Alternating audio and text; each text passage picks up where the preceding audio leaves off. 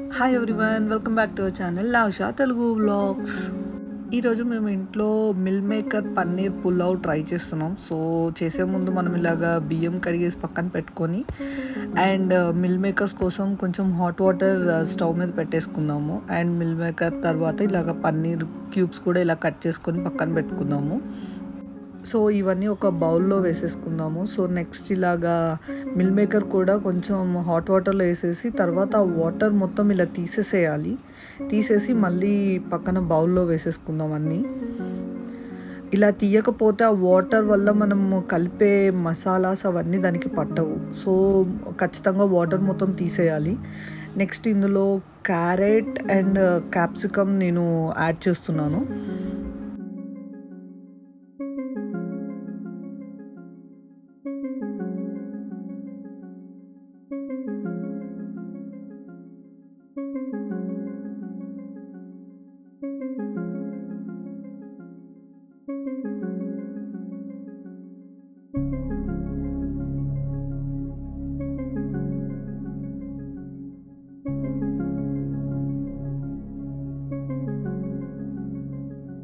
ఇక్కడ నేను బీన్స్ కూడా యాడ్ చేస్తున్నా. Only paneer and meal maker కాకుండా కొంచెం వెజిటేబుల్స్ కూడా ఉంటే బాగుంటుంది అని చెప్పి నేను క్యారెట్, క్యాప్సికమ్, బీన్స్ యాడ్ చేశాను. తర్వాత మనకి తగినంత సాల్ట్, పసుపు,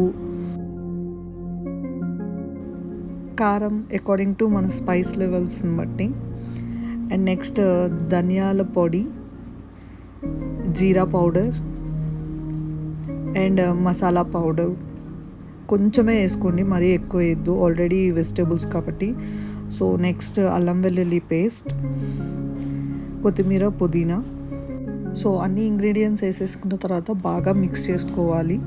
సో అన్నీ ప్రాపర్గా మిక్స్ చేసుకొని పక్కన పెట్టుకొని ఒక హాఫ్ అన్ అవర్ మ్యారినేట్ చేసుకొని పక్కన పెట్టేసుకుందాం మనం దీన్ని. సో ఈ లోపల పక్కన గిన్నె పెట్టుకొని మనము 2 to 3 table spoons of ghee add చేసుకొని పక్కన మనం రైస్ కూడా కడిగి పెట్టుకున్నాం కదా, దాంట్లోకి వాటర్ యాడ్ చేసుకొని కుక్కర్లో పెట్టేసుకుందాం. సో సైడ్ రైస్ కుక్ అయిపోతుంది. అండ్ నెక్స్ట్ మనము గీ యాడ్ చేసిన దాంట్లో ఫస్ట్ పన్నీర్ని ఫ్రై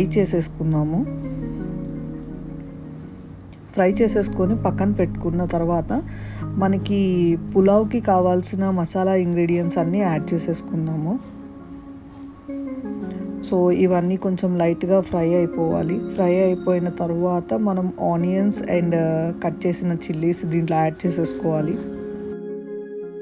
కొంచెం బాగా డీప్ ఫ్రై అవ్వాలి ఇవి.